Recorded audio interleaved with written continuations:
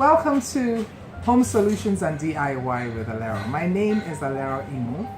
How has your day been?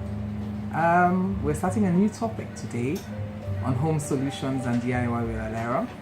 Our topic today is home maintenance and repairs. Now you ask me, what exactly is maintenance? You know, one of the things we find so difficult here in Nigeria is a maintenance culture.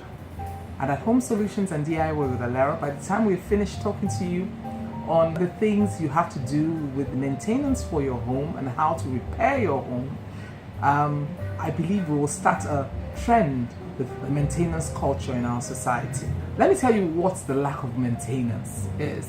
It will cost more due to a higher cost associated with repairs and replacements. It means that if you don't maintain, you're going to spend more.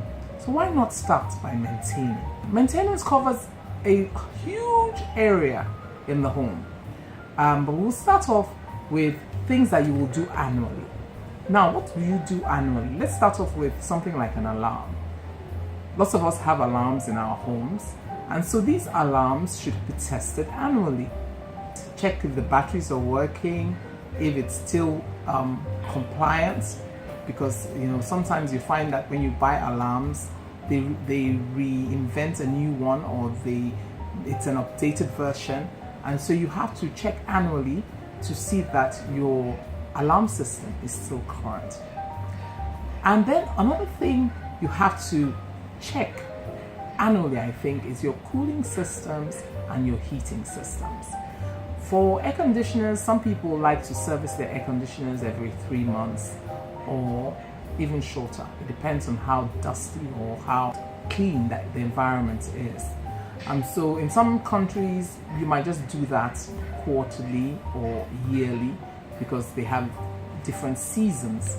But in Nigeria, because of the way our environment is and our weather is, it is advised that you check your air conditioners once every 3 months.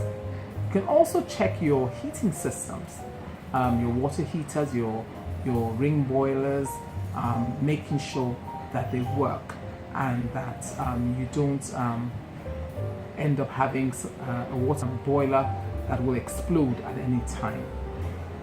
Another thing you have to do in maintenance, which is not as often, because I'm talking about the maintenance in your home that is not often.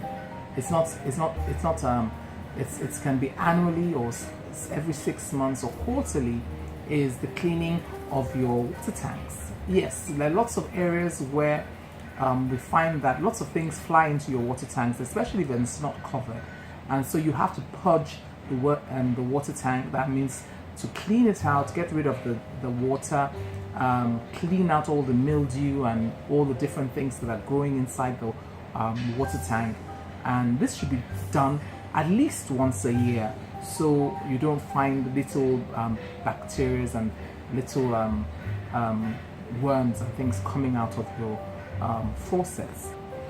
Now, there are various things that need less time frames that sometimes you just have to do it, and those are things like repainting your house, because it really is dependent on your area and your environment.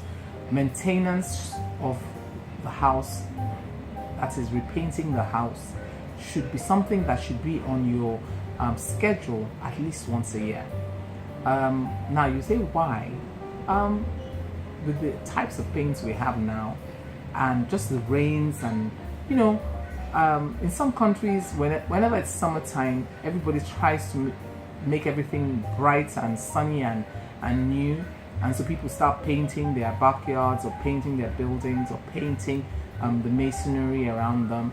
Here in Nigeria, we should also get into that culture of maybe after the rains, as the dry seasons come, we should paint our homes. One of the things, again, that should be also put in your maintenance list is defrosting your freezer. Now, in Home Solutions and DIY with Alero, even though I'm giving you a brief, like an overview of what we're going to talk about, maintenance and repairs, we're going to talk about these various things individually, and we're going to post a lot of pictures about how to maintain the home. So like I was saying, it is very good for you to defrost your freezer at least once a year or twice a year. You know, lots of times we buy so much stuff and we clog up our freezers. Lots of times we put in beef, chicken, sometimes, you know, the blood is still running through the whatever sort of packaging you've packed your poultry and your beef in, and it comes on the ice and it dries on the ice. Sometimes you might be getting a pot of soup out and, you know, it pours onto the freezer. You know, there are different things that happen when you put things in your freezer. You know, you always think you can cover everything up in your freezer. All you just do is take it out and cover it, but you need to defrost your freezer. So those are for the things that you don't need to do regularly for maintenance, but it's important that you do them.